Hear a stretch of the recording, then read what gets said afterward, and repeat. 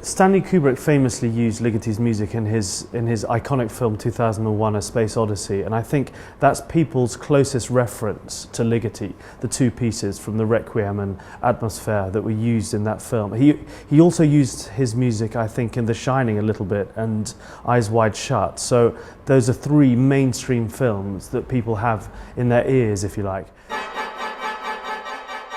This piece we're going to be doing by Ligeti, the Grand Macabre, is a crazy fantasy of a piece, embracing elements of sex, politics, a hell of a lot of pantomime, and leading up to a catastrophe that we don't know if it's real or is going to happen or not.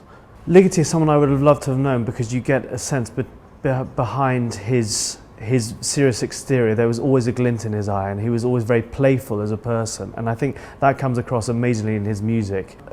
Composers aren't known for driving a sense of humour through their music and pieces, and in fact, you know, people try and find depth rather than humour or comedy, which is seen as a superficial kind of conceit, whereas in fact it's one of the hardest things to structure and bring off, especially in opera, to get that level of fizz and level of entertainment, and that's extraordinarily in this piece. And the sound world of it is like nothing else.